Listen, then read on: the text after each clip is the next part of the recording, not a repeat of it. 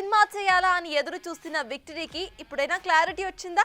బన్నీ సినిమాతో వచ్చిన గ్యాప్ ని గురూజీ వెంకీ మామాతో కవర్ చేయబోతున్నాడా?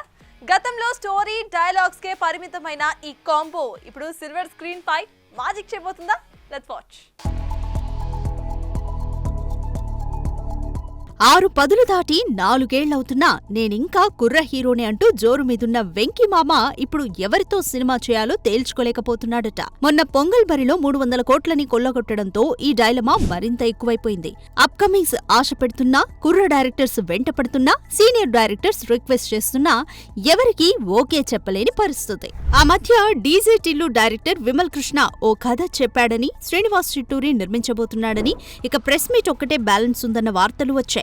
ఆ తర్వాత యాక్షన్ డైరెక్టర్ సురేందర్ రెడ్డి లైన్లోకి వచ్చాడు. ఇంకేం మాస్ డైరెక్టర్, క్లాస్ హీరో కలిస్తే ఓ క్రేజీ అవుట్పుట్ వస్తుందని ఆశపడ్డారు అభిమానులు. తీరా చూస్తే అవన్నీ రూమర్స్ గానే మిగిలిపోయాయి. దీంతో వెంకీ మెయింటైన్ చేస్తున్న ఈ సైలెన్స్ తో తన నెక్స్ట్ సినిమాపై కాస్త గట్టిగానే కాన్సంట్రేట్ చేశాడని, సాలిడ్ హిట్ తర్వాత చేయబోయే సినిమా కూడా అంతే సాలిడ్ గా ఉండాలని, అందుకే స్టార్ డైరెక్టర్ అయిన త్రివిక్రమ్ కి గ్రీన్ సిగ్నల్ ఇచ్చాడని సమాచారం. వాస్తవానికి బన్నీతో మైథలాజికల్ బ్యాక్ డ్రాప్ లో ఓ సినిమాని మొదలుపెట్టాడు త్రివిక్రమ్.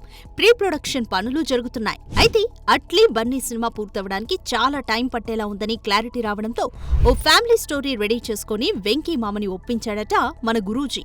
పెద్ద డైరెక్టర్, నువ్వు నాకు నచ్చావు, మల్లీశ్వరి వంటి క్లాసిక్ స్టోరీస్ ఇచ్చాడు. ఇంకేం కాదనకుండా కళ్లు మూసుకొని ఓకే చెప్పాడట మన విక్టరీ హీరో. ఇక ఎలాగో ఫ్యామిలీ స్టోరీయే కాబట్టి చకచకా సినిమాను పూర్తి చేసి బన్నీ ప్రాజెక్ట్ కి వెళ్లిపోవచ్చని ఆలోచించాడు త్రివిక్రమ్. మొత్తానికి ఇలా ఎవరి ప్లాన్లలో వారున్నారన్నమాట.